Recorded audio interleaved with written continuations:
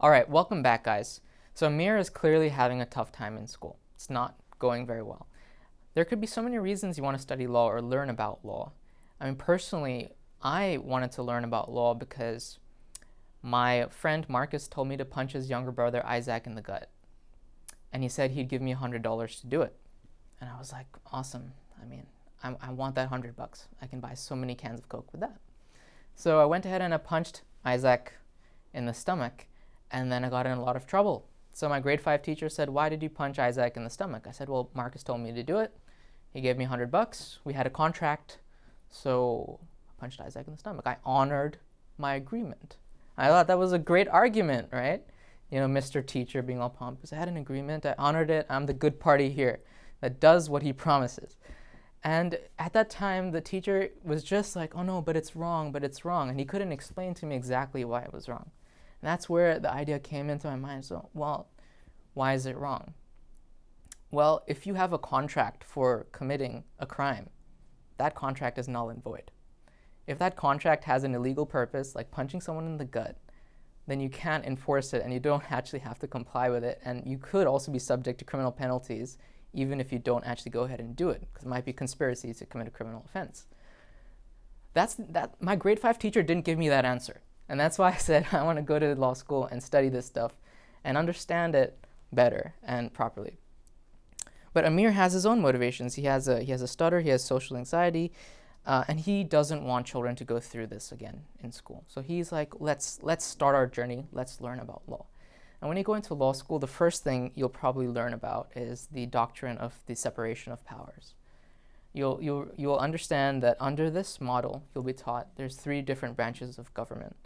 You have a legislative branch, which is responsible for enacting laws and appropriating money.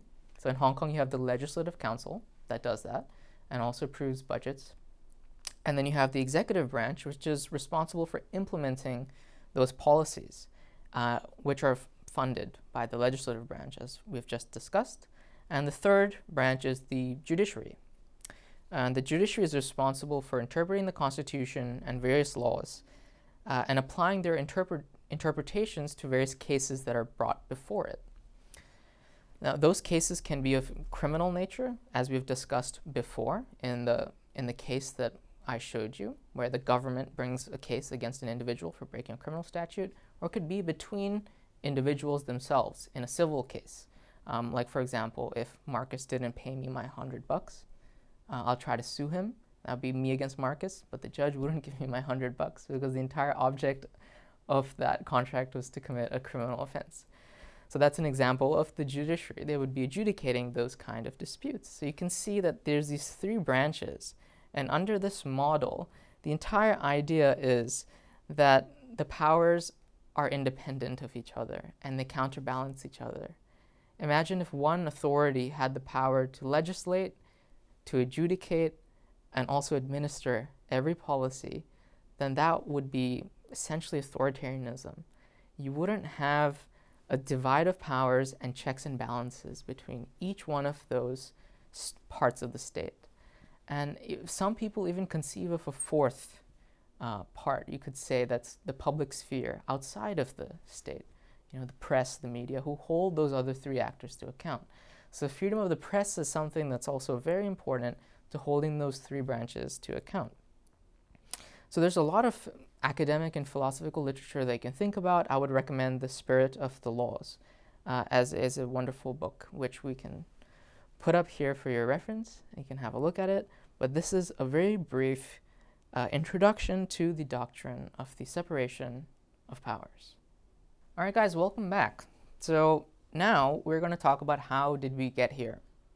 How did Hong Kong get here? If you think about it, it's very unique. We're practicing the common law here, British common law. And just across the border, you can cross in the Lowu checkpoint, you have the People's Republic of China. And they have a civil law system, which is very, very different. And you have 2 different legal jurisdictions. You have the legal jurisdiction of Hong Kong, and you have the legal jurisdiction of the PRC. And the framework that all the politicians are talking about, and everyone's talking about, is the 1 country, 2 systems framework. Let's try to understand a bit more about how that came about. It's something that's said a lot, but you need to understand the history behind it and the two key documents that I will introduce you to. Well, first, there was a war. Way back when.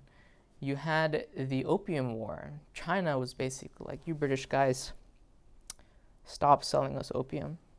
You know, we're all addicted to this stuff. It's terrible.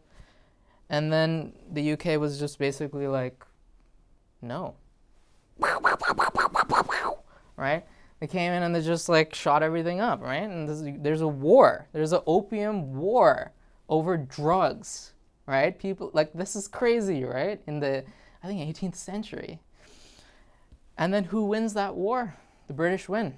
There's a treaty, the Treaty of Nanking. And Hong Kong Island is given to the British. And then they administer it according to their own laws. And they held it for a long period of time until preparations were being made for its return. And that's when Margaret Thatcher and Deng Xiaoping met. And they said, oh, man, how are we going to do this? How are we going to figure this out? And they signed a joint declaration in 1984. So you'll see on the screen the Joint Declaration of 1984. This is a document that you'll see the British refer to a lot. You might even hear it in the news. Oh, you've breached the Joint Declaration and all of the freedoms that were promised to the Hong Kong people. And when you hear that, it's very important that you actually read the document, that you understand what's inside it. So I want to take you through a few of the key clauses that might be of assistance, right?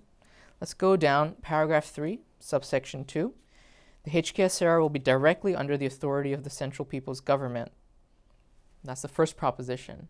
And the second proposition is, in the same subsection, the HKSAR shall enjoy a high degree of autonomy, except in foreign and defense affairs, which are the responsibility of the Central People's Government. High degree of autonomy is what a lot of people who are focusing on civil liberties and advancing them will emphasize. And then right underneath that, you'll see the HKSAR will be vested with executive, legislative, and independent judicial power, including that of final adjudication.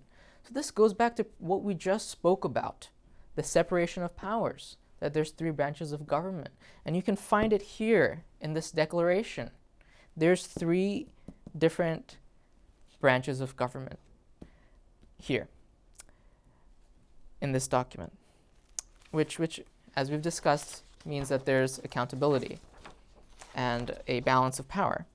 And if you go to subsection 5, you'll see that all the rights and freedoms are promised under the Joint Declaration. What are those rights and freedoms? Freedom of the press, assembly, association, travel, movement, academic research. These are all included in the Joint Declaration. So you can see this is a very important historical document which concerns the transfer of Hong Kong from the British back to the Chinese. All right, guys, welcome back. So we left off in 1984 when the Joint Declaration was signed between Deng Xiaoping, Margaret Thatcher, who respectively represented the People's Republic of China and the United Kingdom. Now we jump forward a couple of years to 1997 when the Basic Law comes into effect in 1st of July 1997. And we have a special administrative region, and the one country, two systems framework that everyone's been planning for actually comes into effect and operation.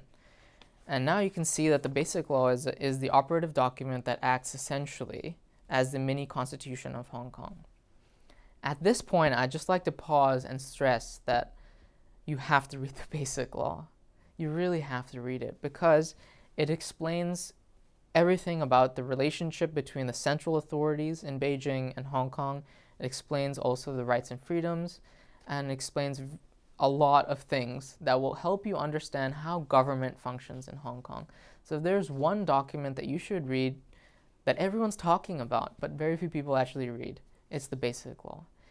Now, going back to the relationship between the central authorities and the HKSAR, you can see that it stems from a lot of historical aspects that we've discussed, and it's ultimately manifested itself in this document called the Basic Law. And on the screen now, you'll see Chapter 2 and the various articles under Chapter 2. And I'm just going to take you through some of the key articles that are relevant to this discussion, right? Article 12, the HKSAR shall be a local administrative region of the PRC and enjoy a high degree of autonomy. See those words, high degree of autonomy? So that's been carried over from the joint declaration. You can see it's sort of come here now, right? Article 14, the Central People's Government shall be responsible for defense. That's also the same here from the joint declaration. If you go to Article 16, you'll see the HKSAR is vested with executive power. So that's one of the trias politica, separation of powers that we discussed in the first part. Article 17, the HKSAR shall be vested with legislative power, second kind of power that we've discussed under the separation of powers. And Article 19, the HKSAR shall be vested with independent judicial power, including that of final adjudication. So that's the third, right? The judiciary. So you can see that the Basic Law brings into effect and embodies this principle of separation of powers that we've been discussing in this lesson. And what I'd like you to do is now move down to Article 23. This article has been subject of much controversy over the years in Hong Kong. Let's have a quick look at it.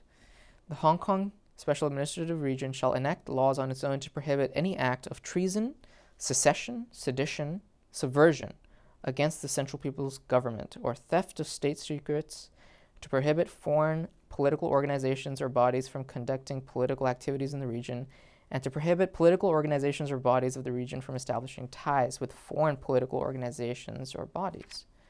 Does that sound familiar to you? Does that sound familiar to what's been happening recently with the national security law coming into effect? Well, you can see that originally the idea under Article 23 of the Basic Law was for the HKSAR to enact those laws. But what's happened is that the national security law was, through Beijing, implemented directly and applied to Hong Kong under a mechanism under Annex 3 of the Basic Law. Okay, guys, so you've seen the Basic Law. I hope you all read it. And my question to you today is, what is the most important fundamental right that appears in the Basic Law, in your personal opinion? And tell me why. So we have a discussion session.